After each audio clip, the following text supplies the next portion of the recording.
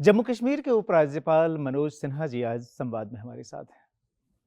मनोज सिन्हा जी 2020 में 7 अगस्त को जम्मू कश्मीर के उपराज्यपाल बने थे, दूसरे उपराज्यपाल। उसके पहले जो नरेंद्र मोदी की जो पहली सरकार थी बतौर प्रधानमंत्री, उसमें 2014 से लेकर 2019 तक कई विभागों के मंत्री रहे, जिसमें कि संचार मंत्रालय का स्वतंत्र प्रभार रहा। उसके पहले रेलवे का पोर्टफोलियो मिला जब आपने ओथ लिया था मई 2014 में। और उसके पहले की सियासी पृष्ठभूमि जो है वो शुरू हो गई थी छात्र जीवन से। गाजीपुर में कमल को पहली बार खिलाने का श्रेय जो है इनको जाता है।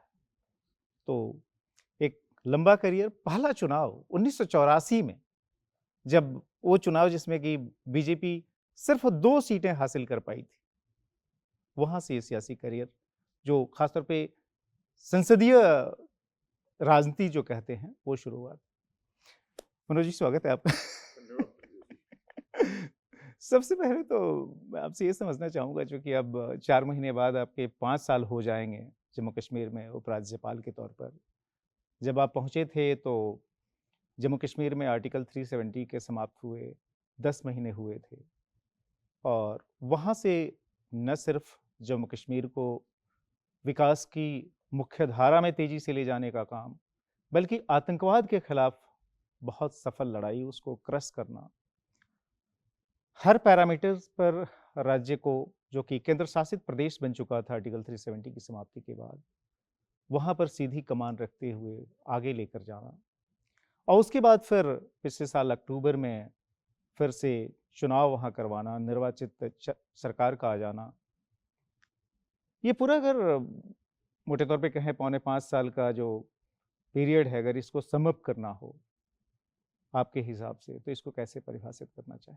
मुझे लगता है कि जब मैं गया था तो 1 वर्ष पूरे हो गए थे। 5 अगस्त 2019 को आर्टिकल 370 और 35 ए एब्रोगेट किया जी गया था बिल्कुल। और मैं 7 अगस्त को पहुंचा था।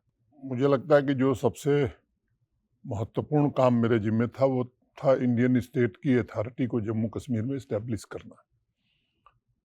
और माननीय प्रधानमंत्री जी और गृह मंत्री जी के मार्गदर्शन में आज मैं ये बात कह सकता हूं कि उस काम को बखूबी अंजाम देने में भारत सरकार के सहयोग से वहां सफलता मिली। पीस, प्रॉस्पेरिटी एंड डेवलपमेंट, ये मैं समझता हूँ 3 ऐसे शब्द हैं जो हमारी प्राथमिकता में थे, और इन तीनों को अगर थोड़ा मैं विस्तार में ले जाऊं तो मैं आज कह सकता हूं कि शांति काफ़ी हद तक स्थापित हो गई है।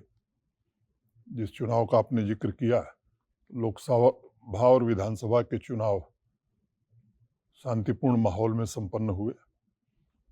अनेक प्रकार की आशंकाएं जताई जा रही थी, लेकिन मुझे लगता है कि न एक जगह रिगिंग की शिकायत आई, न रीपोल हुआ, गोली बंदूक की बात छोड़िए, एक कंकड़ भी नहीं चला। 35 वर्षों में सबसे ज़्यादा मतदान ऐसे इलाके थे जहां 10%, 8% मतदान होता था, वहां भी लंबी लाइनें लगी हुई थी। और लोकतंत्र का पर्व वहाँ के बुजुर्गों ने, नौजवानों ने, महिलाओं ने, सबने मिलकर के उत्साह से मनाया और चुनी हुई एक सरकार स्थापित हो गई। मैं आतंकवाद की अगर बात करूं तो मोटे तौर पर जिन तंजीमों का नाम आप जानते हैं, किसी के पास कोई बड़ा कमांडर अब बचा नहीं है। लोकल रिक्रूटमेंट अपने न्यूनतम स्तर पर 35 सालों में पहुंच गया है। सिविलियन किलिंग्स या फोर्सेस की किलिंग्स की मैं बात करूं, उसमें भी काफ़ी हद तक गिरावट आई है। पत्थरबाजी, पड़ोसी देश के इशारे पर बंद, ये सब अब इतिहास की बातें हो गई हैं। Business as usual, transport, school, college, university जिस तरह देश के बाकी राज्यों में या क्षेत्रों में सामान्य ढंग से चल रहे हैं, जम्मू कश्मीर में भी सामान्य रूप से वो चल रहा है। 34-35 वर्षों बाद सिनेमा भी शुरू हो गया, शूटिंग भी शुरू हो गई, मुहर्रम का जुलूस भी निकल गया।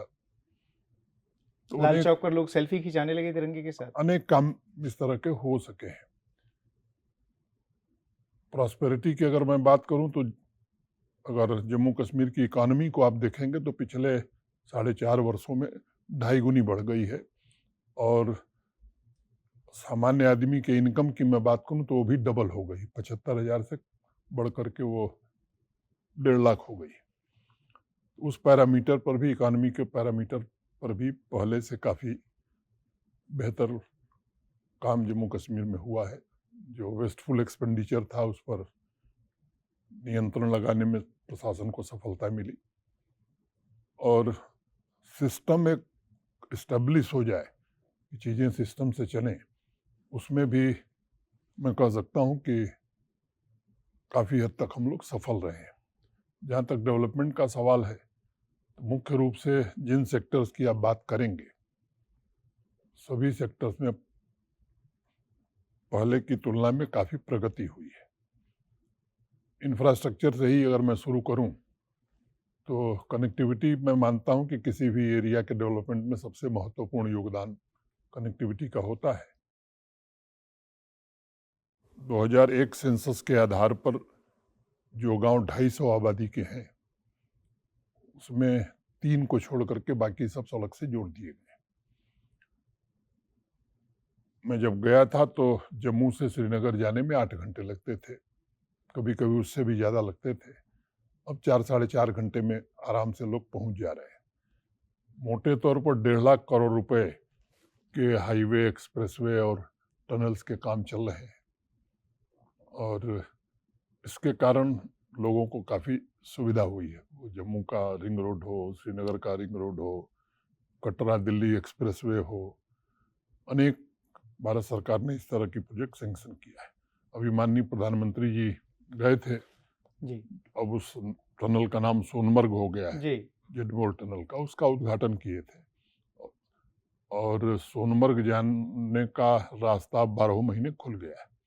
जो दूसरी टनल बन रही है जोजिला, जी जिससे लेह आप बराबर जा सकते हैं कारगिल, वो भी 26 संत या 27 के प्रारंभ तक बन जाएगी। रेल कनेक्टिविटी भी श्रीनगर कन्याकुमारी से अब जुड़ जी गया है। मैं उम्मीद करता हूं कि माननीय प्रधानमंत्री जी शीघ्र, संभवतः शायद 19 तारीख को, उस रेल लिंक को देश को समर्पित करेंगे। एयर कनेक्टिविटी की अगर मैं बात करूं तो चाहे वो श्रीनगर हो चाहे जम्मू हो, जम्मू में नया टर्मिनल बन रहा है, कैपेसिटी एक्सपेंशन हुआ है, नाइट लैंडिंग शुरू हो गई, और फ्लाइट्स की संख्या श्रीनगर में और जम्मू में पहले की तुलना में काफ़ी बढ़ गई है। दूसरी बात मैं आऊँगा, पावर डेफिसिट स्टेट वो रहा है। लगभग 3400-3500 मेगावाट का हाइड्रो पावर हम जनरेट करते थे। चूँकि हमारा बारिश पर ही हम निर्भर करते जी। थे, सर्दियों में जनरेशन हमारा काफ़ी कम हो जाता था। तो 4 प्रोजेक्ट लगभग 3200 मेगावाट के चल रहे हैं। वो काम उनका तेज़ी से चल रहा है। मैं उम्मीद कर रहा हूँ 26 में 2 पूरे हो जाएंगे, 27 में 2 पूरे हो जाएंगे। सोलर पावर की कैपेसिटी भी हमारी बढ़ी है। ट्रांसमिशन और डिस्ट्रीब्यूशन सेक्टर की अगर मैं बात करूं तो अब आज हम इस स्थिति में हैं कि 24/7 पावर हम दे सकते हैं। पावर लॉसेस हमारे बहुत ज़्यादा थे वहाँ देश की तुलना में, 50% से भी ज़्यादा था। स्मार्ट मीटरिंग का काम तेज गति से चल रहा है, और भारत सरकार के सहयोग से RDSS की योजना भी वहाँ चल रही है। 6.5 लाख से ज़्यादा स्मार्ट मीटर्स लगा दिए गए, बाकी भी लग जाएंगे। तो मुझे लगता है कि पावर सेक्टर में भी आत्मनिर्भरता की ओर हम लोग, जम्मू कश्मीर बढ़ रहा है। तीसरी बात मैं करूँगा एग्रीकल्चर एंड एलाइड एक्टिविटीज़ की। 70% आबादी वहाँ की एग्रीकल्चर और एलाइड एक्टिविटी से जुड़ी हुई है, मोटे तौर पर 13 लाख फैमिली। इसमें 2.62 लाख फैमिलीज़ हैं जो मार्जिनल फार्मर है। 2 साल पहले एक स्कीम हम लोगों ने बनाई थी, होलिस्टिक एग्रीकल्चर डेवलपमेंट प्लान। देश के जाने माने कृषि विशेषज्ञों के सहयोग से और जम्मू कश्मीर के एग्रीकल्चर और एलाइड डिपार्टमेंट्स के अफसर और जो 2 एग्रीकल्चर यूनिवर्सिटी हैं, बड़ी मेहनत से वो प्लान बना था, और मैं कह सकता हूँ काफ़ी अच्छा प्लान बना था। 29 प्रोजेक्ट उसमें डिज़ाइन किए गए, और वो प्रोजेक्ट साइलोज में नहीं बने थे, एक दूसरे से कनेक्टेड है। जैसे मैं कुछ बातें बताऊंगा। फॉडर डेफिसिट जम्मू कश्मीर में है। जी जो ज़रूरत है फॉडर की 40% फॉडर हम पैदा करते हैं। इस HADP के इम्प्लीमेंटेशन के बाद 80% ज़रूरतें हमारी पूरी हो जाएंगी। मिल्क डेफिसिट स्टेट थी, अब हम मिल्क डेफिसिट स्टेट नहीं रह गए हैं। जब मैं गया था तो 37,000 लीटर मिल्क जो है पर डे प्रोसेसिंग होता था, अभी 2.25 लाख लीटर पर डे हो रहा है और ये 5 लाख जल्दी होने वाला है। मीट और एग बाहर से बड़ी मात्रा में आता है, उसमें भी 70% ज़रूरतें हम इस स्कीम के बाद पूरा कर पाएंगे। हाई डेंसिटी प्लांटेशन पर बड़ा फोकस किया है। ये सच है कि एप्पल हो, वॉलनट हो, चेरी हो, अनेक इस तरह के हार्टिकल्चर प्रोड्यूस हैं जो बड़ी मात्रा में वहाँ पैदा होते हैं, लेकिन ये भी सच है कि कैपेसिटी का पूरा दोहन हम नहीं कर पाते थे। बड़ी मात्रा में अब हाई डेंसिटी प्लांटेशन किया गया है और मैं उम्मीद करता हूँ कि HADP के इम्प्लीमेंटेशन के बाद अभी जो प्रोडक्शन क्षमता हमारी है वो 2.5 गुना से ज़्यादा बढ़ जाएगी। अब वेस्ट बहुत था, कोल्ड स्टोरेज की क्षमता हमारी कम थी। 4 वर्षों में हमारी क्षमता 2 गुने से ज़्यादा हो गई है और नए कोल्ड स्टोरेज आ रहे हैं। नीश प्रोडक्ट्स पर विशेष ध्यान हम लोगों ने दिया है। GI टैगिंग के कारण भी 7 प्रोडक्ट्स की GI टैगिंग हो गई है, 14 पाइपलाइन में। एक वर्ल्ड बैंक की सहायता से JK CIP प्रोजेक्ट 1800 करोड़ रुपए का और सैंक्शन किया है। दक्ष करके एक पोर्टल बनाया है जिसमें किसानों की ट्रेनिंग होती है। एग्री इंटरप्राइजेस कैसे बन सकते हैं, रोजगार कैसे मिल सकता है और मार्जिनल फार्मर हमारा कैसे आर्थिक रूप से समर्थवान हो सकता है, इसकी कोशिश उसमें की गई है। और मेरा अनुमान है वैसे तो 5 साल में जो कंट्रीब्यूशन GDP को है वो डबल हो जाएगा, ऐसा वो विशेषज्ञों की समिति कहती है। लेकिन मैं आपके बीच ये कहना चाहता हूँ कि मैं आश्वस्त हूँ कि वो डबल नहीं 2.5 गुना कंट्रीब्यूशन हो जाएगा। तीसरे सेक्टर पर मैं आऊँगा, टूरिज्म जी। इंफ्रास्ट्रक्चर उस क्षेत्र में भी बढ़ा है, लेकिन शांति स्थापित होने के कारण पिछले साल 2.36 करोड़ लोग आए, 65,000 फॉरेन टूरिस्ट आया। अनेक इंटरनेशनल G20 की मीटिंग के बाद मैं समझता हूँ कि फॉरेन टूरिस्ट इन्फ्लक्स में काफ़ी बढ़ोतरी हुई है। एक और प्रोजेक्ट हम लोगों ने भारत सरकार को सबमिट की है, 4 श्रीनगर के डेस्टिनेशन है, 5 जम्मू रीजन के डेस्टिनेशन है और उसमें भारत सरकार की ओर से आश्वासन है।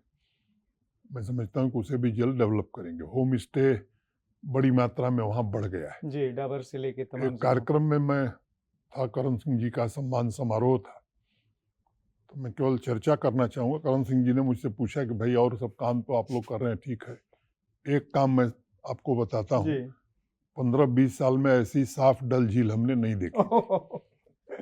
ये मैं करण सिंह जी को जी, quote कर- अच्छा।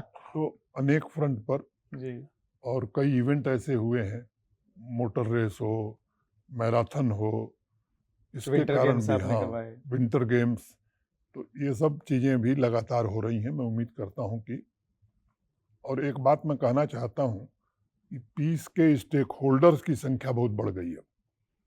मेरा अनुमान है कि 5,000 से ज़्यादा होटल पिछले 4 साल में बने हैं।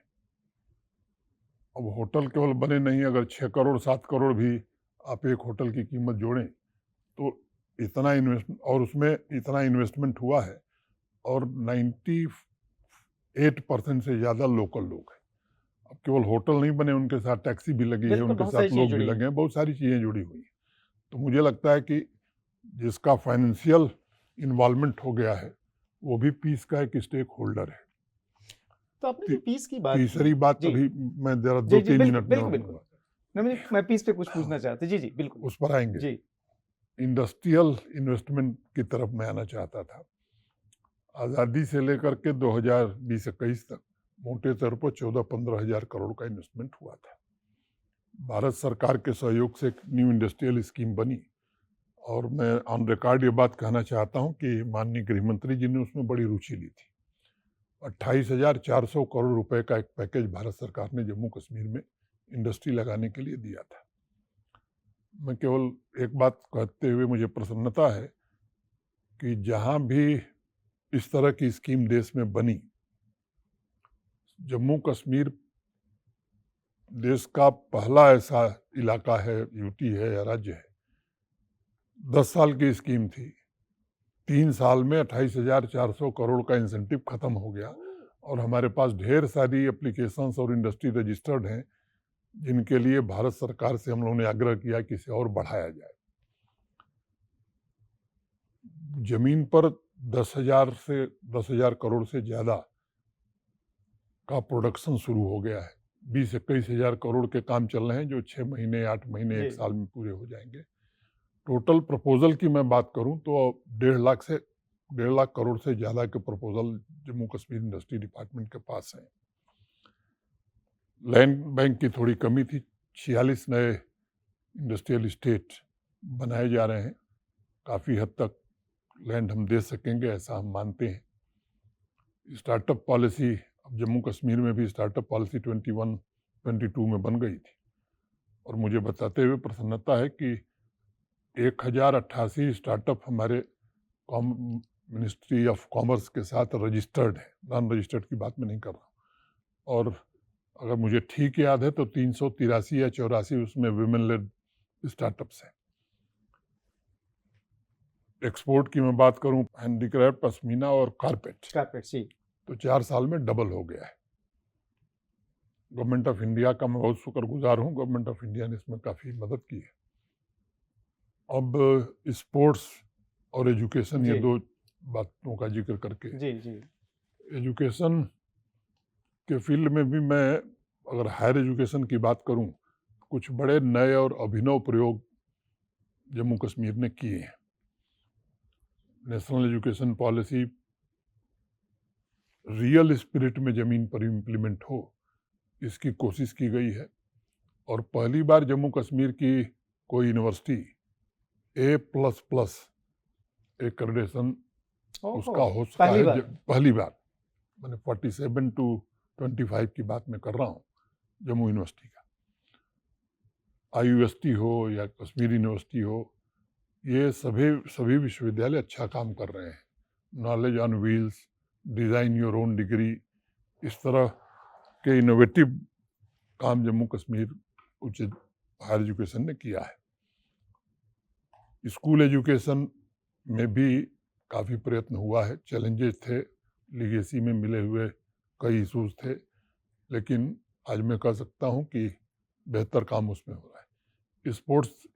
स्पोर्ट्स इंफ्रास्ट्रक्चर की अगर मैं बात करूँ तो मैं प्रधानमंत्री जी को धन्यवाद देना चाहूँगा जिन्होंने PMDP में बड़ी फंडिंग की जम्मू कश्मीर को। और लगभग हर ज़िले में आज स्टेडियम, आउटडोर, इंडोर, इसके अलावा भी इंटरनेशनल स्टैंडर्ड के 2 स्टेडियम बने हैं। एक्टिविटी बहुत ज़्यादा हुई है। 94 से ज़्यादा खेलो इंडिया सेंटर बने हैं। विंटर स्पोर्ट्स पूरे देश और दुनिया में चर्चा का विषय है और पार्टिसिपेशन स्पोर्ट्स एक्टिविटीज़ में बहुत ज़्यादा बढ़ गया है। अनेक लोगों ने नेशनल और इंटरनेशनल अवार्ड भी जीते हैं।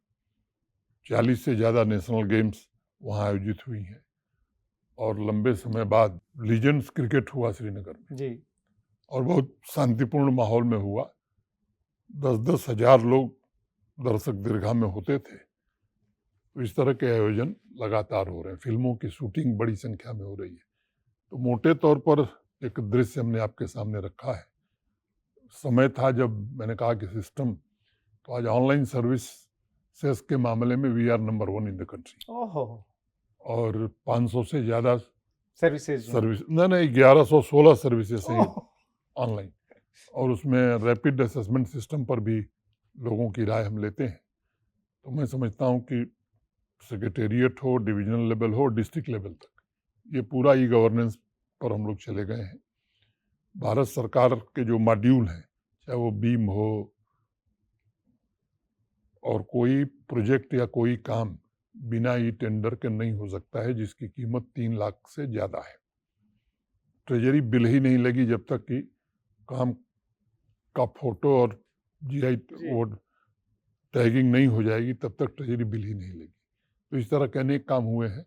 पंचायती राज इंस्टीट्यूशंस 3 टियर सिस्टम पहली बार लागू हुआ, बड़ी संख्या में लोगों ने पार्टिसिपेट किया और फंड, फंक्शन और फंक्शनरी तीनों देर से लागू होने के बावजूद मैं कह सकता हूँ कि चाहे वो अर्बन लोकल बॉडीज हों या हमारे पंचायतें हों, जी ब्लॉक डेवलपमेंट काउंसिल हो या डिस्ट्रिक्ट डेवलपमेंट काउंसिल, इसमें हमने लागू किया है। कल्चरल एक्टिविटीज़ भी, वो जम्मू कश्मीर इस मामले में बड़ा सौभाग्यशाली है, वहाँ का हेरिटेज कल्चर ये जी बड़ा ही महत्वपूर्ण रहा है, उस पर भी ध्यान दिया गया है। वर्ल्ड क्राफ्ट काउंसिल ने अभी श्रीनगर को क्राफ्ट सिटी का दर्जा दिया, तो अनेक इस तरह के भी अवार्ड, यूनेस्को ने भी श्रीनगर को रिकॉग्नाइज किया। तो मोटे तौर पर ये तस्वीर रही है। चुनाव की बात मैंने आपको बताई है कि शांतिपूर्ण ढंग से जी चुनाव हो गया। आपने कहा कि जो सो पीस को हम लोग वहाँ मेंटेन कर पाए, शांति जो है बहाल रही, और जिस तरीके से आपने आंकड़े एक के बाद एक गिनाए, नॉर्मली पॉलिटिशियंस जो सो इस तरीके से स्टैट्स के साथ लगातार आप मतलब एक एक डिपार्टमेंट का आपने लेखा जोखा दिया। एक तो आईटी की आपकी बैकग्राउंड हो तो है ही, ये भी बताता है कि आपकी इन्वॉल्वमेंट किस कदर रही होगी। लेकिन मैं आता हूँ शांति पर। मुझे याद है आपका बयान, या गृह मंत्री अमित शाह जी का भी बयान, उन्होंने कहा था कि हम लोग शांति खरीदने में यकीन नहीं रखते, स्थापित करने में यकीन रखते हैं। लेकिन अक्टूबर में जो पॉलिटिकल गवर्नमेंट वहाँ आई, उसकी तरफ से, खासतौर पे मुख्यमंत्री की तरफ से जो ये बयान आया कि यह जो शांति है वो फोर्स्ड पीस है। जब इस तरह के स्टेटमेंट होते हैं, और भी खासतौर पे जो पॉलिटिकल गवर्नमेंट को लीड करने वाले लोग हैं, इसको आप किस तरीके से देखते हैं? क्या जम्मू कश्मीर की वही राजनीति है जो कितने वर्षों में चलती रही और जिसकी वजह से जो है अस्थिरता रही, आतंकवाद पनपा, या फिर जो है सो एक भय है कि ये शांति कभी भी जा सकती है? नहीं, ये भय तो नहीं कि शांति कभी भी जा सकती है। वैसे पड़ोसी हमारा निरंतर कोशिश करता है, अच्छी स्थिति में होता है तो भी करता है, और जब खराब स्थिति हो जाती है तो ज़्यादा करता है। अब जम्मू कश्मीर में विधानसभा लोकसभा के चुनाव शांतिपूर्ण ढंग से हो जाए, पार्टिसिपेशन बढ़ जाए, तो पेट में दर्द स्वाभाविक है पड़ोसी के। मैंने जैसे पहले बताया कि अब लोकल रिक्रूटमेंट लगभग शून्य की तरफ न्यूनतम स्तर पर पहुंच गया है। तो इन्फिल्ट्रेशन बड़ी संख्या में जम्मू क्षेत्र में भी और कश्मीर क्षेत्र में भी। और जम्मू रीजन जो पूरी तरह से शांत था, वहाँ पड़ोसी ने काफ़ी प्रयास किया है। पिछले दिनों कुछ घटनाएं भी हुई हैं, और स्वाभाविक रूप से शांति के कारण फोर्सेस का ध्यान जम्मू रीजन पर कम हो गया था। जब हम लोग गए थे तो प्रियॉरिटी कश्मीर रीजन ही था, लेकिन अब कोऑर्डिनेशन बहुत बेहतर है फोर्सेस का। Army, CAPF, Jammu Kashmir police, अभी कठुआ में 2 फॉरेन टेररिस्ट मारे गए हैं, 3 की तलाशी का अभियान अभी लगातार जारी है। तो कोशिशें हो रही हैं, लेकिन मैं आश्वस्त हूँ कि इस काम को जल्द ही अंजाम दिया जाएगा। संवैधानिक पदों पर बैठे हुए लोगों से ये अपेक्षा की जाती है कि कुछ भी सोच समझ करके ही कहा करें। उन्होंने किस उद्देश्य से कहा मैं नहीं जानता हूँ, लेकिन मैंने जैसा पहले बताया कि शांति है, इसके लिए अब किसी सर्टिफिकेट की ज़रूरत नहीं है। वहाँ का आम आदमी ये महसूस करता है, और जो लोग देश के बाकी हिस्सों से जा रहे हैं, मैं उन्हीं को अपना ब्रांड एम्बेसडर मानता हूँ। वही जाकर के देश भर में बता रहे हैं कि नहीं, अब कश्मीर जाने लायक है, इसीलिए संख्या बढ़ रही है। इतने बड़े पैमाने पर रिकॉर्ड लेवल पर टूरिस्ट जा रहे हो, ऑब्वियसली जो है सो उस पीस का ही वो सिंबल है। मैं आपसे ये समझना चाहता हूँ कि आपने ऑलमोस्ट 4.25 साल तक केंद्र के प्रतिनिधि के तौर पर, जम्मू कश्मीर के लेफ्टिनेंट गवर्नर के तौर पर, एक तरह से जम्मू कश्मीर का पूरा प्रशासन, सारे विकास कार्य सीधे सीधे उसको देखा। अक्टूबर में ये चुनी हुई सरकार आई। जो आपका अनुभव है पिछले 6 महीनों का, क्या लगता है कि जितनी तेजी से आप लोग काम कर पाए, वह काम की रफ्तार अब सुस्त पड़ने वाली है, पड़ रही है, या फिर जो आपका गोल था कि जम्मू कश्मीर को डेवलपमेंट के हर पैरामीटर पर लगातार आगे बढ़ाकर रखना है, उसमें कहीं कोई शिथिलता आती हुई दिखाई दे रही है? नहीं, मुझे लगता है कि माननीय प्रधानमंत्री जी की ये प्रबल इच्छा है कि जम्मू कश्मीर एक डेवलप्ड यूटी बने, और देश के बाकी राज्यों से सुविधाएं वहाँ कम न हो। थोड़ा वक्त लगेगा, लेकिन मुझे लगता है कि उस लक्ष्य को हासिल किया जाएगा। चुनी हुई सरकार से भी मैं उम्मीद यही करता हूँ। मुझसे पहले भी किसी ने सवाल पूछा था चुनाव के समय या चुनाव के जस्ट बाद कि दिल्ली में बड़ा तनाव रहा था। हमने कहा भाई, तनाव का कोई कारण नहीं है। अगर चुनी हुई सरकार का भी agenda peace, prosperity and development ही होगा, मैं समझता हूँ कि जनता के प्रतिनिधि का भी। और हमारा भी वही है, तो फिर क्लैश किस बात का। मैं उम्मीद करता हूँ कि डेवलपमेंट की गति कम नहीं होगी। कोई कठिनाई आएगी तो उसे निश्चित रूप से उस बातचीत से उसका समाधान किया जाएगा। लेकिन क्या क्लैश होता हुआ दिखाई नहीं दे रहा है? चूँकि जो सो एक अभी हाल ही में जो आपने एक लार्जर स्केल जो ट्रांसफ़र किए जम्मू कश्मीर में, उसको लेकर जो है तुरंत चुनी हुई सरकार यानी मुख्यमंत्री ने कैबिनेट की मीटिंग बुला ली और जो सिग्नल आ रहे हैं कि वो रिप्रेजेंटेशन सेंटर को किया जा रहा है कि नहीं जी जो है ये चुनी हुई सरकार के हक में दखल है और ऐसा होना ठीक नहीं है। ये टकराव का रास्ता ये जो है नहीं, कहाँ मुझे लेके जाएगा? मैं आपको स्पष्ट करना चाहता हूँ, स्टेट रीऑर्गेनाइजेशन एक्ट 2019 में पार्लियामेंट ने पारित किया है और मैं बड़ी जिम्मेदारी से कह रहा हूँ कि उस ऑर्गेनाइजेशन एक्ट के बाहर जाकर मैंने कुछ भी नहीं किया है। I am well with in my domain और उसके बाहर जाकर कभी मैं कुछ करूँगा भी नहीं। मैं अपनी सीमाएं जानता हूँ और उस सीमा का उल्लंघन मैं कभी नहीं करूँगा। बिल्कुल, आपने कहा कि सीमाओं का कभी उल्लंघन नहीं करेंगे, लेकिन इसके साथ एक प्रश्न और जिसके लिए बार-बार दबाव वहाँ की पार्टियाँ बना रही हैं, वहाँ के संगठन बना रहे हैं और हालाँकि जिसको कि प्राइम मिनिस्टर ने खुद जो है प्रॉमिस किया हुआ है कि जम्मू कश्मीर को हम लोग जल्दी से जल्दी जो है फुल स्टेटहुड देंगे। यानी 2019 में जो फुल स्टेटहुड से जो यूटी बनाया गया और यूटी के तौर पे जो आपने सारी डेवलपमेंट की अ, वो फिर से फुल स्टेटहुड की तरफ उस तरफ जाने की परिस्थिति अभी पैदा हो गई है या कुछ समय लगेगा? क्योंकि बहुत सारे आपने कहा कि सीमा पार से जो गतिविधियाँ हैं वो फिर से बहुत तेज़ी से शुरू हो गई हैं। जो हमारा पड़ोसी देश पाकिस्तान है, उसको जम्मू कश्मीर की शांति जो है वो बिल्कुल पसंद नहीं है। तो क्या वो उस परिस्थिति की तरफ हम बहुत जल्दी मुझे लौटते हुए दिखाई लगता दे है रहे हैं? कि ये बात पार्लियामेंट के फ्लोर पर गृह मंत्री जी ने 5-6 अगस्त को ही कह दिया था और सीक्वेंस उन्होंने उसी समय बता दिया था कि delimitation first, assembly election second and then statehood at appropriate time.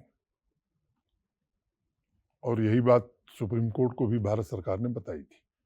प्रधानमंत्री जब योगा डे पर गए थे श्रीनगर तो उन्होंने सार्वजनिक मंच से चुनाव के दौरान भी सभाओं में उन्होंने कहा कि राज्य का दर्जा हम देंगे। अभी हाल में किसी इंटरव्यू में गृह मंत्री जी को मैं सुन रहा था, उन्होंने कहा कि स्टेटहुड दिया जाएगा अप्रोप्रिएट टाइम पर।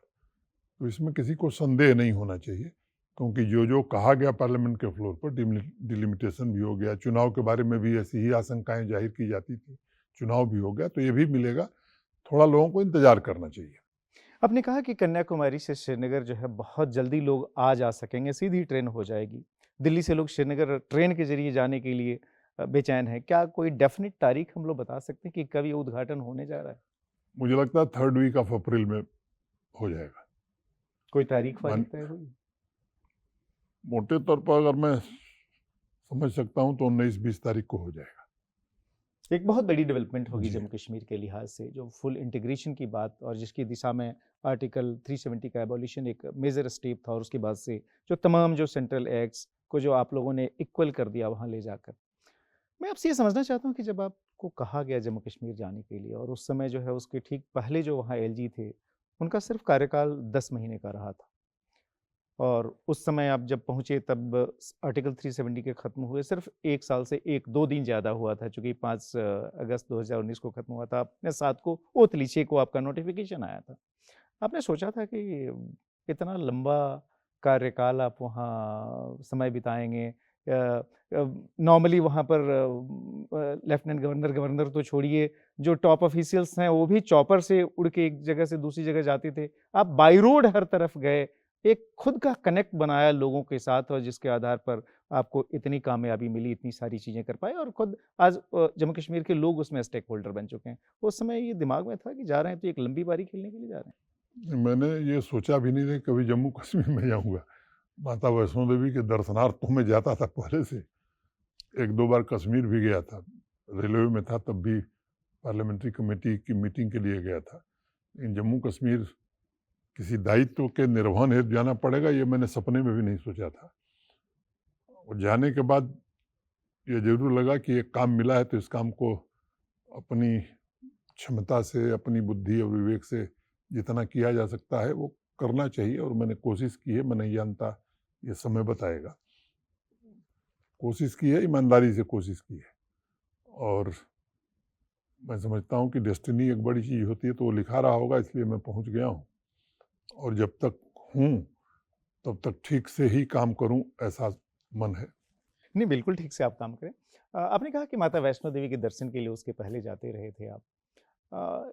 ये कब आपको इसकी भनक लगी कि आपको जम्मू कश्मीर का दायित्व दिया जा रहा है लेफ्टिनेंट गवर्नर के तौर पर? चूँकि आप 2019 का चुनाव हुआ था, जिस गाज़ीपुर में आपने लगातार विकास के कार्य किए थे। सांसद तो थे ही आप वहाँ पर, रेल राज्य मंत्री के नाते या फिर जो सो एमओएस कम्युनिकेशन इंडिपेंडेंस चार्ज के नाते आपने बहुत सारी योजनाएँ दी थी। गाज़ीपुर से दिल्ली के लिए पता नहीं कितनी ट्रेनें शुरू हुई। एक विकास पुरुष की आपकी इमेज बनी। बावजूद इसके 2019 में आप वो चुनाव हारे और उसके बाद से मुझे लगता है कि अगले 1 साल तक आपके पास कोई ज़िम्मेदारी भी नहीं थी।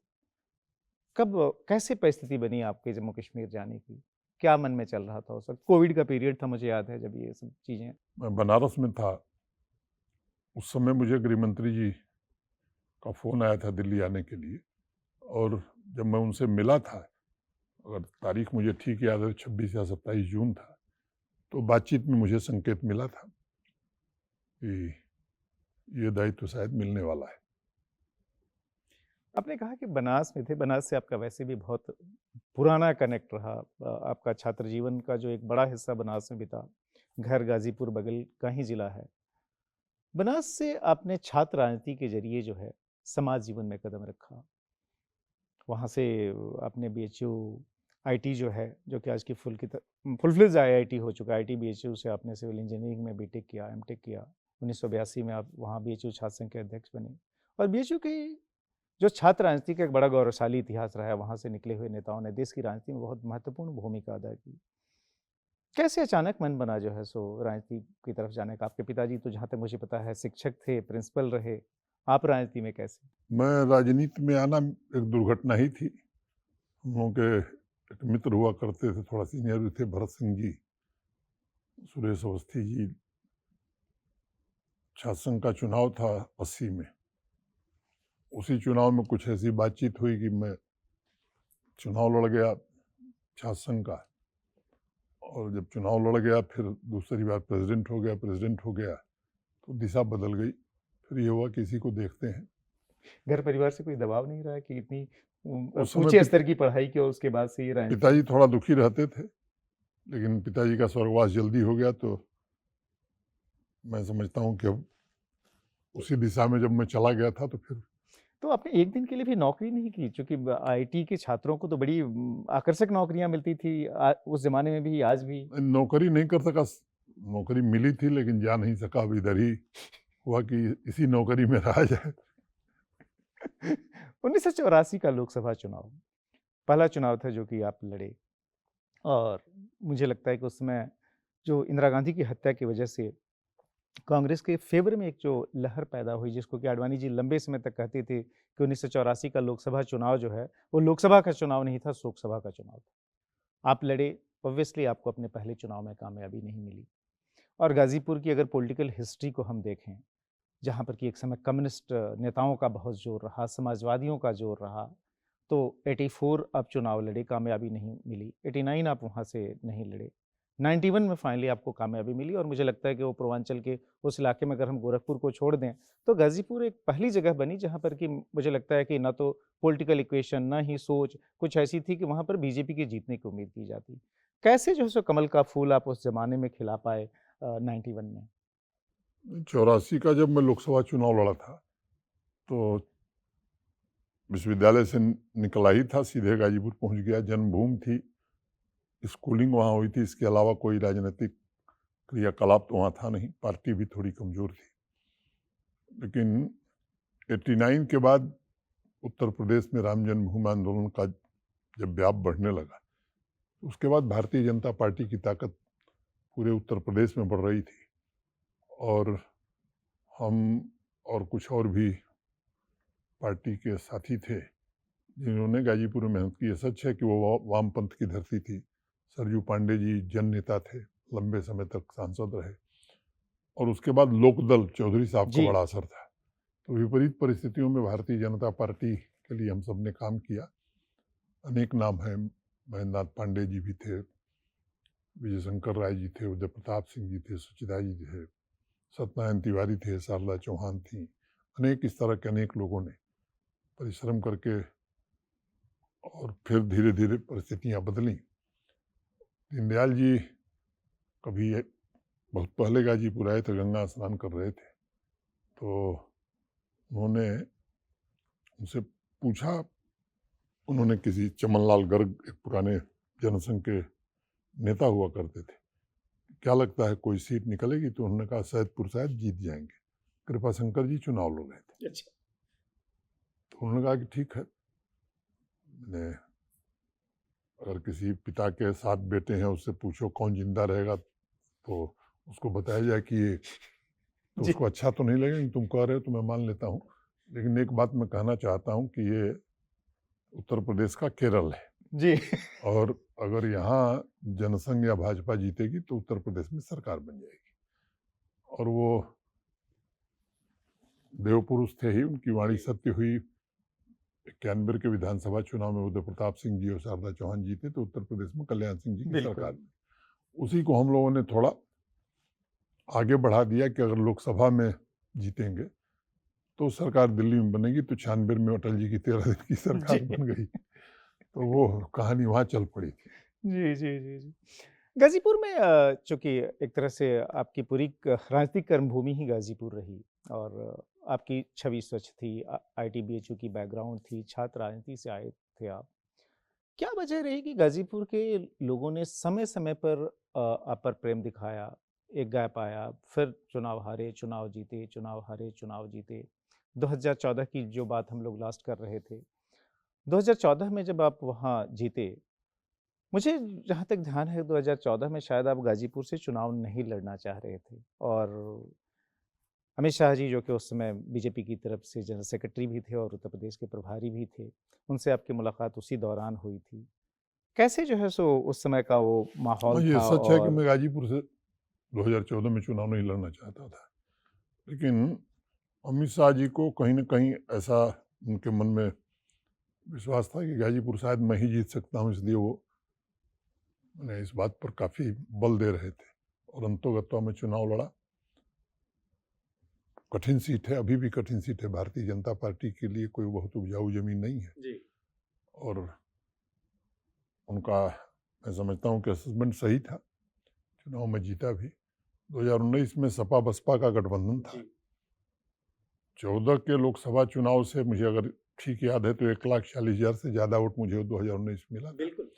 फिर भी चुनाव में मैं पराजित हो गया, तो अब चुनाव में जय पराजय लगी रहती है, उसमें किसी और को दोष देने के बजाय मुझे लगता है कि मेरी कुछ कमी रही होगी, प्रयास में थोड़ी कमी रही होगी और इसके कारण ऐसा परिणाम आया, क्योंकि जनता का निर्णय तो सर्वोच्च निर्णय होता है लोकतंत्र में। मुझे ये बताएं कि जो पहले एक राजनीति में जो दौर था कि आप अलग-अलग विचारधाराओं से ताल्लुकात रख सकते थे, लेकिन आपकी निजी दोस्ती या निजी संबंध बहुत मजबूत हुआ करते थे और आपने जिस गाजीपुर के सांसद रहे सरयू पांडे जी का ज़िक्र किया। मुझे ध्यान में है कि उनसे भी आपकी बड़ी ज़बरदस्त दोस्ती थी, जबकि कई बार आप लोग आमने-सामने चुनाव भी लड़े। नहीं, सरयू पांडे जी से दोस्ती नहीं थी।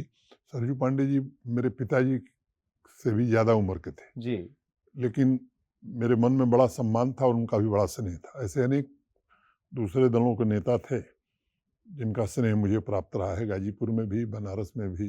देवव्रत मजुमदार जी एकदम एसवाईएस के जी, बिल्कुल। बड़े कट्टर नेता थे और मैं कहूँ छात्र राजनीति का बहुत बड़ा नाम था। बाबू मार्कंडेय सिंह जी थे। इन सब लोगों से निजी तौर पर मेरे संबंध बहुत अच्छे रहे। तो मार्कंडेय सिंह जी का आपने ज़िक्र किया, वो तो खाँटी समाजवादी थे। मुझे याद है कि एक बार दोनों लोग शायद आपने समाजवादी किस्सा भी थे। सुनाया था आपके मोहन घर का। मोहन प्रकाश जी, चंचल कुमार, सुभाष त्रिपाठी, शिव कुमार, ये, लेकिन निजी रिश्ते सबसे हमारे अच्छे थे। वो मार्कंडेय सिंह जी का एक किस्सा आपने सुनाया था, जब आप ही के घर में रह रहे थे और आप ही के ड्राइवर को भड़का रहे थे। विचार और विचारधारा पर टिके रहने की बड़ी इंटरेस्टिंग कहानी है, मैं जानना चाहता हूँ आपसे। एक ड्राइवर था मेरे यहाँ, मुझे जब सुबह पार्लियामेंट जाना था तो मैंने पता किया तो पता लगा वो चला गया है। फिर पार्लियामेंट में उस समय मेटाडोर चलती थी, फ़ोन करके मैंने मंगाया, 5 रुपया टिकट लगता था। लंच के लिए जब मैं आया तो बाबू मार्कंडेय सिंह जी थे, तो मैंने, मेरे यहाँ एक कार्यकर्ता रहता था प्रमोद सिंह, उससे मैंने पूछा तो कहा कि वही नेताजी ही आपके उसको भड़का दिए। तो हम और वो भोजन कर रहे थे, मैंने उनसे कहा कि नेताजी तो आपने ठीक नहीं किया, वो चला गया, आप भी कहीं कहीं जाते थे उस गाड़ी से। उन्होंने कहा भाई देखिए, खाना खिला करके मेरा समाजवाद आप खत्म नहीं कर सकते। तो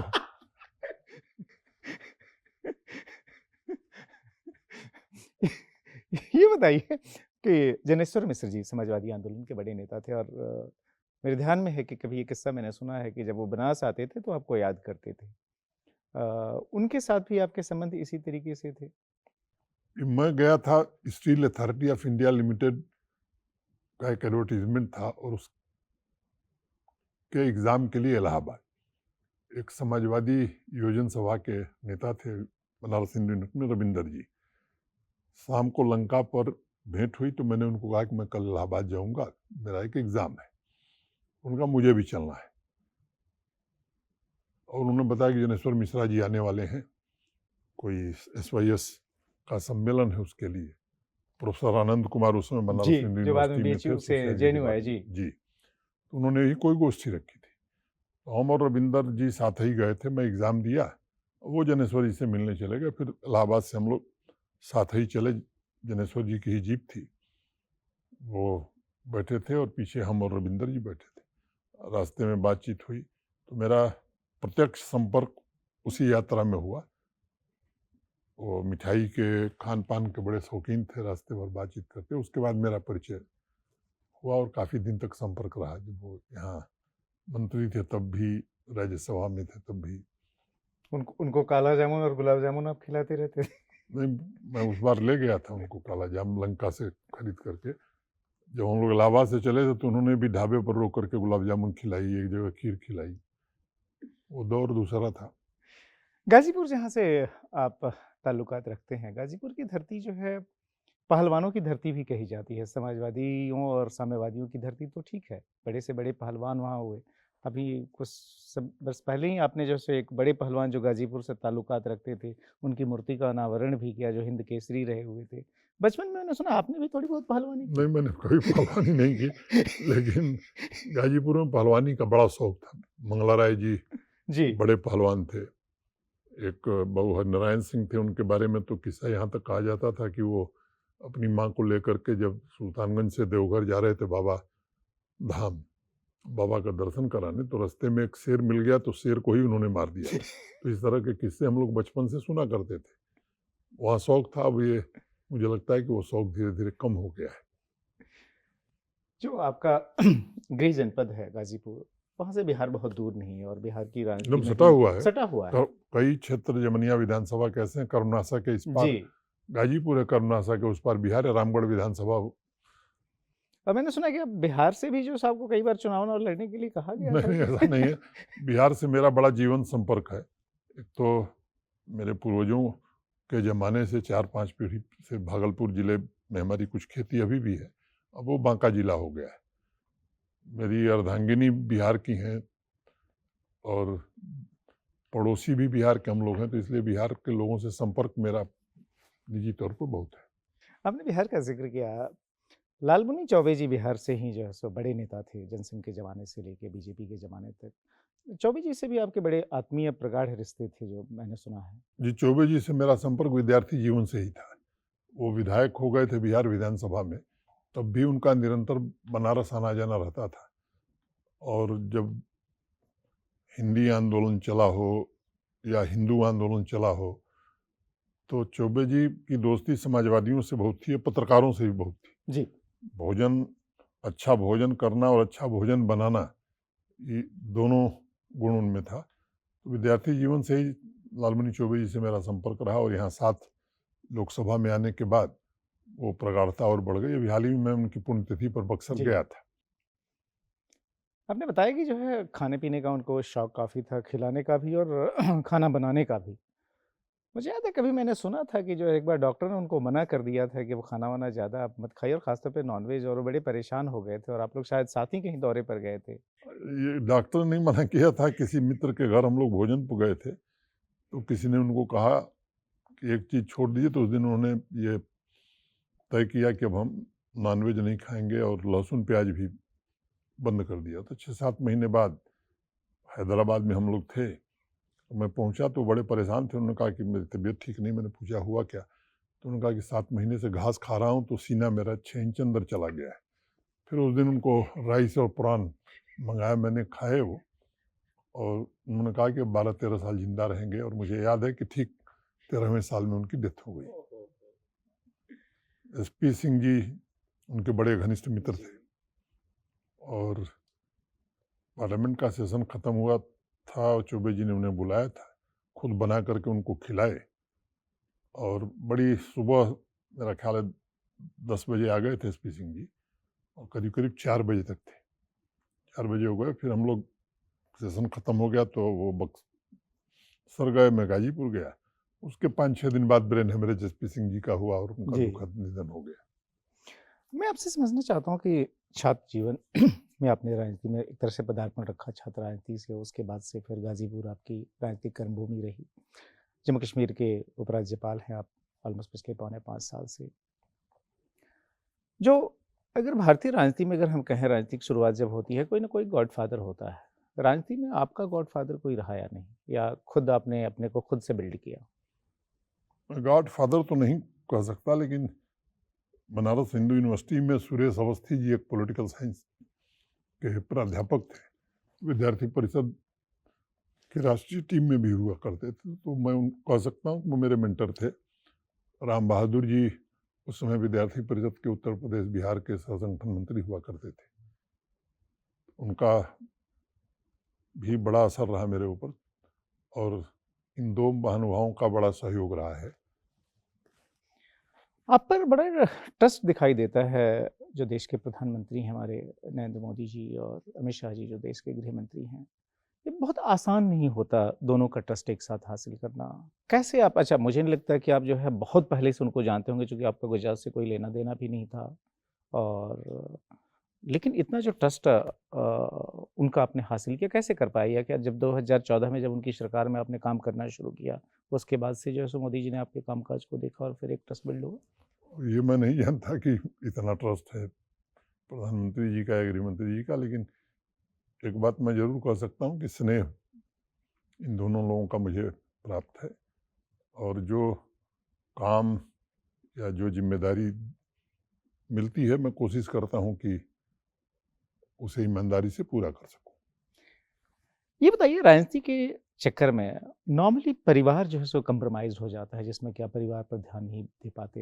एक शिकायत भी रहती है ख़ासतौर पर राजनीतिक परिवारों से जुड़े हुए जो बच्चे होते हैं उनके अपने माता-पिता से। आप ये बैलेंस क्रिएट कर पाए या नहीं? शुरुआत में तो नहीं हो पाया, लेकिन इधर मैं कह सकता हूँ कि वो पक्ष भी अब ठीक है। लेकिन जब आप एमओएस कम्युनिकेशन बने इंडिपेंडेंट चार्ज, तो उसकी वजह से, उस चार्ज की वजह से आपके बेटे को अपनी बड़ी ही प्रॉमिसिंग नौकरी एक कंपनी की जो कि कम्युनिकेशन सेक्टर में ही थी, छोड़नी पड़ी। अब वो संयोग की बात थी, हाँ ये सच है। ये सच है। थोड़ा जम्मू कश्मीर पे फिर वापस लौटते हैं, क्योंकि आपने एक तरफ पूरा का पूरा 4.25 साल में कैसे जो है जम्मू कश्मीर बदला, और जिस जब आप खुद सीधे-सीधे उसके चार्ज में रहे 4.25 साल, अभी भी जो है काम वहाँ चल ही रहा है। जम्मू कश्मीर का भविष्य क्या देखते हैं? कोई मन में आशंका है कि अगर जो है फुल स्टेटहुड की तरफ हम गए और जो जम्मू कश्मीर की सियासत बदनाम रही, कि वहाँ पर जो है खुद पॉलिटिकल पार्टीज़ ने वहाँ अलगाववाद को बढ़ाया अपने इंटरेस्ट में, करप्शन वहाँ के डीएनए में रहा, रोशनी स्कैम आपके टाइम में ही अनर्थ हुई और आपने बड़े कड़े एक्शन लिए। क्या वो आशंका कहीं है कि कहीं फिर से गड़बड़ ना हो जाए, और जम्मू कश्मीर की जो आवाम है उसके मन में भी ये प्रश्न रहता है? मुझे लगता है कि जम्मू कश्मीर अब वहाँ से काफ़ी आगे निकल चुका है। झेलम में पानी पहले की तुलना में काफ़ी बह गया है और देश में जो सरकार है, मैं समझता हूँ कि उस सरकार के पास इच्छा शक्ति बहुत दृढ़ है। गृह मंत्री जी की बराबर पैनी नज़र इन सब मामलों पर बनी रहती है। तो मैं नहीं समझता हूँ कि कोई संभावना इसकी मैं दूर दूर तक देख पा रहा हूँ कि इस तरह के किसी प्रयास को केंद्र सरकार अनुमति देगी। ये स्वप्न में भी कोई नहीं सोच सकता है। जो हुर्रियत जो था, जो कि अलगाववाद का एक तरह से कह सकते हैं प्लेटफॉर्म ही था, वहाँ कई सारे हुर्रियत से जुड़े हुए जो संगठन थे, वो जो है उन्होंने साथ छोड़ा है। इनफैक्ट मुझे याद है गृह मंत्री का बयान भी आया था कि कैसे कैसे ये पूरा जो अलगाववाद आंदोलन ये खत्म हो रहा है। क्या हम मान के चलें कि अब ये जो है सो कोई डोमिनेंट फोर्स नहीं रह गए वहाँ पर, इनकी कोई वैल्यू नहीं रह गई? देखिए, जमात और हुर्रियत ये इनके डीएनए में क्या है ये समझना जरा कठिन है, लेकिन साक्ष्यों के आधार पर लगातार कार्रवाई हुई है और इसका इवैल्यूएशन हर स्तर पर निरंतर हो रहा है। आपको ध्यान होगा कभी कभी संगठन बैन होते थे, व्यक्तियों पर बैन नहीं लगता था, तो वो मुखौटा दूसरा संगठन बना करके उन्हीं गतिविधियों में शामिल हो जाते थे। अब भारत सरकार का गृह मंत्रालय केवल संगठनों पर बैन नहीं लगाता, व्यक्ति भी चिन्हित कर देता है कि अगर मनोज सिन्हा कोई संगठन बना रहे हैं और मनोज सिन्हा पर बैन लगाओ तो वो संगठन ऑटोमेटिकली फिर एजेंसीज के निगाह में आ जाएगा। तो मुझे लगता है कि गृह मंत्रालय बड़ी पैनी दृष्टि से इन सब चीज़ों को देख रहा है, उसकी गुंजाइश आपने खुद बड़े नहीं पैमाने दिखती। पर जो है उन ओजीडब्ल्यूज को जो कि जो सो सरकार के अंदर थे, अलग अलग डिपार्टमेंट्स में, एजुकेशनल इंस्टीट्यूशंस में, जो कि अलगाववाद ही नहीं बल्कि आतंकवादियों के सीधे सपोर्टर थे, उनको मदद देते थे, उनको बड़े पैमाने पर बर्खास्त किया, सिस्टम से निकाला। डिमांड जो है सो खासतौर पे पॉलिटिकल गवर्नमेंट आने के बाद से ये फिर से शुरू हो गई है कि नहीं जी रेंस्टेट किया जाए, ना जी ऐसे लोगों पर कोई कार्रवाई ना हो। क्या ये देखिए, मैं इस मामले में मैं एक बात जरूर कहूँगा कि उसका प्रोविज़न जब कॉन्स्टिट्यूशन में किया गया तो उस पर कॉन्स्टिट्यूएंट असेंबली में बड़ी बहस हुई थी और जो स्वतंत्रता आंदोलन के हमारे नेता थे, खासतौर से सरदार पटेल साहब और अनेक लोगों ने बात कही कि कुछ लोगों ने कहा था कि साहब इसकी ज़रूरत क्या है, तो सरदार पटेल साहब ने बड़ा बढ़िया उत्तर दिया था। और मुझे लगता है कि जम्मू कश्मीर के प्रशासन में इस तरह के काफ़ी तत्व आ गए थे। जो आप बात कह रहे थे कि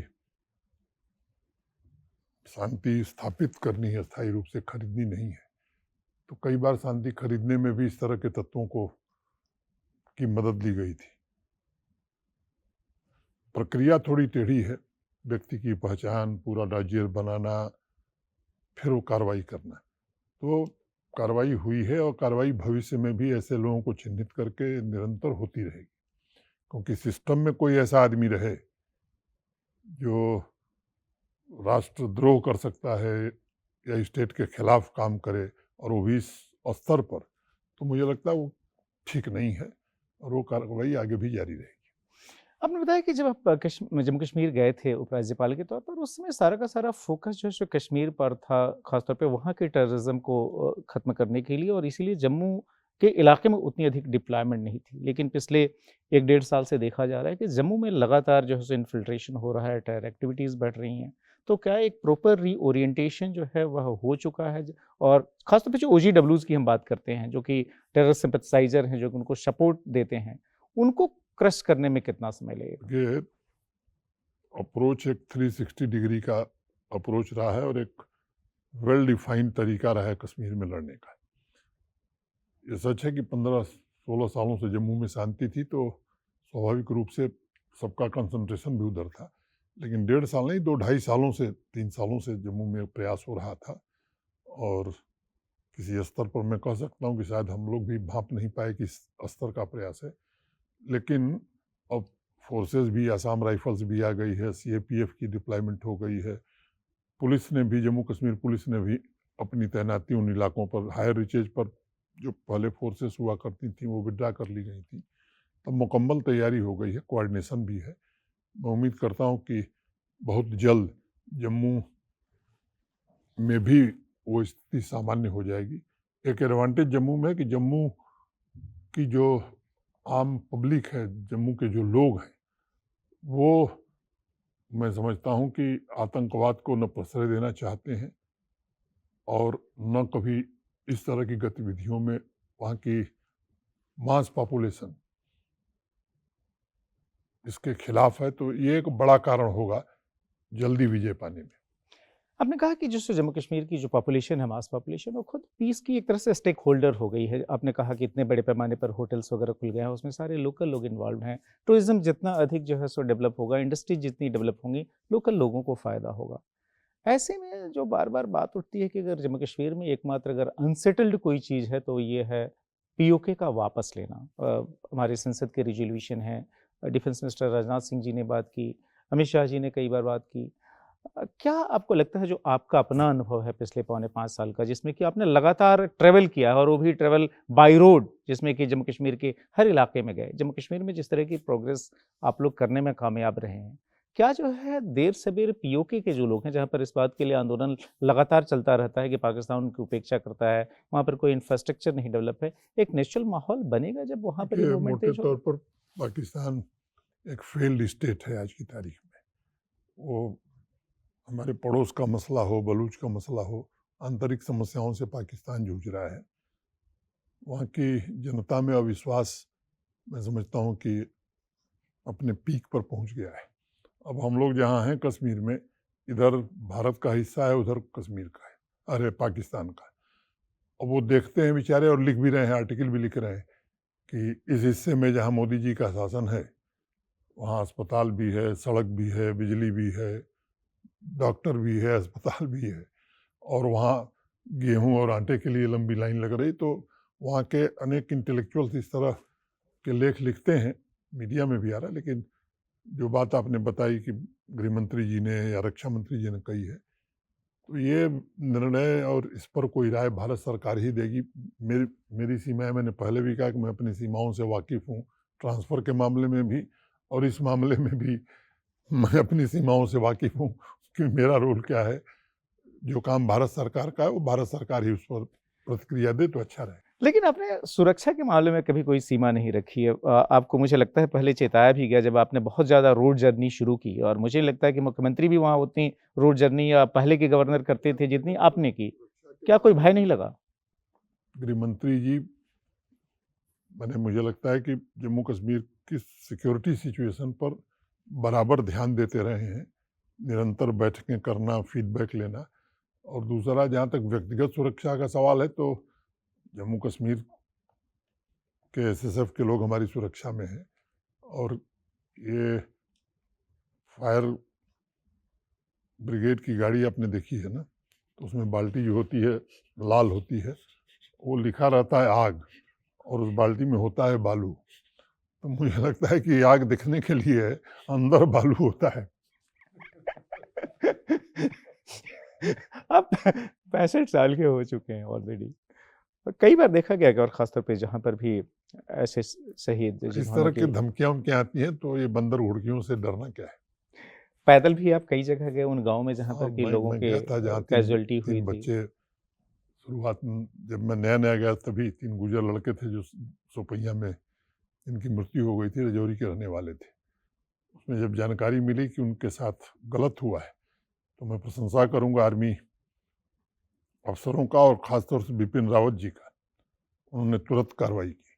उससे आम जनता में एक विश्वास हासिल हुआ कि अगर गलत होगा तो आर्मी हो या फोर्स के लोग हों या पुलिस के लोग हों, ये गलत काम को प्रश्रय नहीं देंगे। और मैं बार बार कहता हूँ कि बेगुनाह को छेड़ो मत और गुनहगार को छोड़ो मत। ये आम आदमी का भरोसा जब रहता है, तभी इस तरह की लड़ाई आप जीत सकते हैं। तो आम आदमी का ये भरोसा बढ़ने का ही यह एक तरह से प्रतीक, या फिर कह सकते हैं कि रिफ्लेक्शन है कि मुझे याद है कि जब आर्टिकल 370 जब ख़त्म करने की कवायद चल रही थी, तो उसमें महबूबा मुफ्ती का बयान था, और महबूबा मुफ्ती वो थी जिनकी सरकार जो है सो बर्खास्त हुई थी, और उसके बाद से जो है एक तरह से ये प्रोसेस आगे बढ़ी थी। उन्होंने कहा कि अगर आपने 370 ख़त्म किया तो जम्मू कश्मीर में कोई जो है भारत का तिरंगा लेकर घूमने को वाला नहीं मिलेगा। और उस कश्मीर में, और ख़ासतौर पे श्रीनगर में, अगर आप डल लेक पर देखें, चाहे रिपब्लिक डे का समारोह हो, इंडिपेंडेंस डे का हो, न सिर्फ तिरंगा बल्कि जो है लोग बड़े पैमाने पर पार्टिसिपेट करते हैं। इस चेंज को जो है आप कैसे देखते हैं? ये कैसे संभव हो पाया? मैंने पहले ही शुरुआत में कहा कि इंडियन स्टेट की अथॉरिटी जो है, वो पूरी तरह जम्मू कश्मीर में, ख़ासतौर से वैली में इस्टेब्लिश हो गई। और जो तिरंगा यात्रा या बाकी कार्यक्रम संस्कृति मंत्रालय करता था, उसमें आपके मित्र जो है ये गवाह हैं, वो अनेक ऐसे स्थान, पुलवामा, शोपियाँ, 10-10 हज़ार लोग तिरंगा लेकर के निकले थे। डल के किनारे बड़ी संख्या में लोग निकलते थे। जब पहली बार 2021 में मैंने 15 अगस्त के पहले हर डिस्ट्रिक्ट में एक कंपटीशन कराया राष्ट्रगान को लेकर के, तो बड़ी संख्या में लोगों ने पार्टिसिपेट करना शुरू किया। और डिविजनल लेवल पर भी, और जो मेन फंक्शन होता था वहाँ बच्चों को बुला करके पुरस्कृत किया जाता था। धीरे धीरे मैं समझता हूँ कि 21, 22, 23, 24 ये संख्या लगातार बढ़ती गई। और तिरंगे की कमी पड़ने लगी थी, तिरंगा उठाने वालों की कमी मुझे कभी नहीं दिखी। ये ये बहुत ही एक तरह से कह सकते हैं कि जो सो पॉजिटिव डेवलपमेंट है। मैं आपसे समझना चाहता हूँ, आप खुद भी काफ़ी रिलीजियस हैं, टीका आपके माथे पे हमेशा रहता है। आपने चुटिया भी जो आजकल नील हो गई, वो आपकी मेरे ख्याल से बचपन से ही है। 2 ऐसे धार्मिक स्थल हैं जम्मू कश्मीर में, ख़ास तौर पे अमरनाथ की बात कर लें या फिर माता वैष्णो देवी की कर लें, जो कि सीधे-सीधे जो है राज्यपाल या उपराज्यपाल की निगरानी में ही उनकी सारी व्यवस्था होती है। वो सपना कब तक पूरा हो पाएगा कि अमरनाथ तक सीधे लोग जो है बाई रोड जा सकें? 13,500 फीट की ऊंचाई पर बाबा बर्फानी है। 6 फीट चौड़ी सड़क हुआ करती थी। मैं आपको आज प्रसन्नता के साथ ये बात कह रहा हूँ कि 12 फीट चौड़ी सड़क बालटाल से भी और नुनवान वाले रास्ते से भी दोनों तरफ से बन गई है। ग्रिड पावर बालटाल की तरफ से वहाँ पहुँच गई थी, नुनवान की तरफ से भी काम चल रहा है, वो भी पहुँच जाएगी। मटेरियल अब गाड़ियों से वहाँ पहुँच जा रहा है। पहले बड़ी कठिनाई होती थी, जो लोग यात्रा किए होंगे, लेकिन अब पहले से काफ़ी बेहतर हो गया है। 200 बेड के अस्पताल बालटाल में और पंचतरनी में बना दिए गए हैं। एक समय था जब वहाँ श्री अमरनाथ जी श्राइन बोर्ड का कार्यालय नहीं हुआ करता था। अब मैं कह सकता हूँ कि श्रीनगर में इस यात्रा में कुछ श्रद्धालु रुके थे। यात्री निवास का फर्स्ट फेज ये 3 जुलाई से यात्रा 30 जून तक पूरा हो जाएगा। बालटाल और नुनवान में भी यात्री निवास बन रहा है, बिजबेहरा में बन रहा है, जम्मू में बन रहा है। तो भक्तों के लिए सुविधाएं बढ़ें, इसका पूरा प्रयत्न हुआ है। और एक जो अच्छी बात है कि जम्मू कश्मीर के लोग भी इस यात्रा में बहुत बढ़ चढ़ करके कश्मीर की आवाम भी सहयोग करती है। और मैं मानता हूं कि उस यात्रा के कारण जम्मू कश्मीर की इकोनॉमी भी बढ़ती है, लोगों को रोजगार भी मिलता है। और कश्मीरी इस यात्रा में बड़े सहयोगी होते हैं। माता वैष्णो देवी की संख्या 96 लाख पहुंच गई थी। मैं समझता हूँ अब 1 करोड़ क्रॉस कर जाएंगे हम लोग। वहाँ भी सुविधाएं काफ़ी बड़ी हैं, लेकिन बड़े प्राचीन काल से भव्य मंदिरों की वहाँ बड़ी संख्या रही है। जी।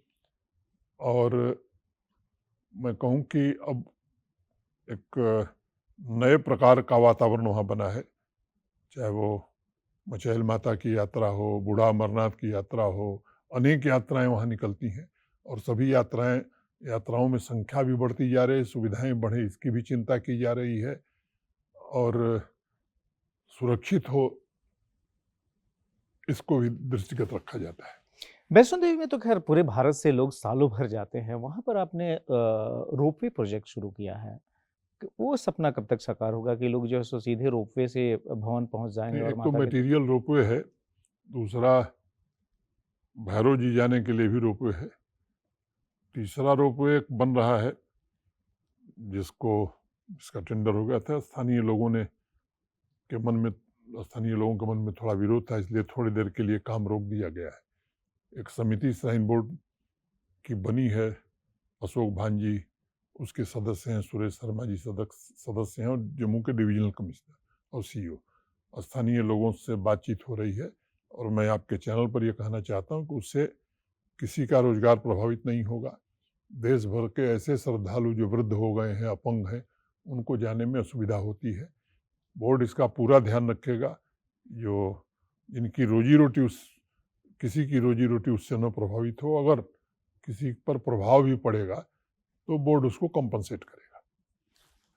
ये बताएं कि कितना संतोष होता है, क्योंकि छात्र जीवन में विद्यार्थी परिषद से आप जुड़े और ऑब्वियसली जो है जो सोच थी उसमें ये हमेशा था कि भाई कश्मीर का जो सो फुल इंटीग्रेशन जो है भारत के साथ होना चाहिए। जो नारे भी उसमें लगते थे कि भाई एक देश में जो है 2 विधान 2 निशान, ये सब नहीं चल सकते।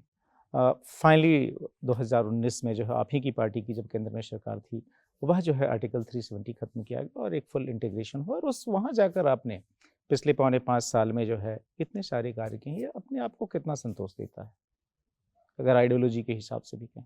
मुझे लगता है कि भारत के नागरिक के नाते किसी को भी ये संतोष हो सकता है कि ऐसे लोग जो हाशिए पर थे, जो रह तो सकते थे, वोट नहीं दे सकते थे, वहाँ सफाई तो कर सकते थे लेकिन नौकरी नहीं पा सकते थे, मैं समझता हूँ कि ऐसे लोग आज घरों से वहाँ रह रहे हैं, नौकरी भी पा रहे हैं, योगदान भी दे रहे हैं। पाक अधिकृत कश्मीर से आए हुए लोग हों या वेस्ट पाकिस्तान के रिफ्यूजी हों या हमारे आदिवासी समुदाय के लोग हों, वाल्मीकि समाज के लोग हों, मैं समझता हूँ कि एक बड़ा तबका था जो मानता ही नहीं था कि हम वास्तव में भारत के नागरिक हैं। आज वो सम्मानपूर्ण जीवन जी रहे हैं, तो ये सबके लिए संतोष की बात है और स्वाभाविक रूप से माननीय प्रधानमंत्री जी की दृढ़ इच्छा शक्ति के कारण ये सब हो सका है। आखिरी सवाल आपसे मेरा ये कि जो है 2020 में आप अगस्त में गए, 7 अगस्त को आपने वहाँ पर पद और गोपनीयता की शपथ ली थी जम्मू कश्मीर के उपराज्यपाल के तौर पर। हम लोग ये बात अप्रैल में कर रहे हैं, अगस्त में आपके 5 साल पूरे भी हो जाएंगे। आपकी खुद की जो इच्छा या कंफर्ट लेवल हम कहें, चूँकि आपने 4.25 साल सीधे जम्मू कश्मीर को एक तरह से ओवरसी किया, सारे प्रोजेक्ट्स को एग्जीक्यूट किया, लैंड ऑर्डर मशीनरी को ठीक किया, अब एक पॉलिटिकल गवर्नमेंट आ गई है। क्या परिस्थिति जो है थोड़ी सहज है, असहज है आपके लिए? मैं अपनी ओर से कह सकता हूँ कि असहज करने की कोई कोशिश मैं नहीं करूँगा और मुझे लगता है कि दूसरी तरफ से भी नहीं होगा। धन्यवाद मनोज जी। धन्यवाद, बहुत-बहुत इतने बढ़िया ढंग से सारी की सारी न सिर्फ जम्मू कश्मीर में जो आपका काम रहा उसको, बल्कि जो आपकी जो पॉलिटिकल पास्ट है उसके बारे में, और इतनी सारी रोचक जानकारियां जो पहली बार निकल कर आई और आप यहाँ चल कर आए नेटवर्क 18 के स्टूडियो, उसके लिए बहुत धन्यवाद। बहुत बहुत आभार आपका।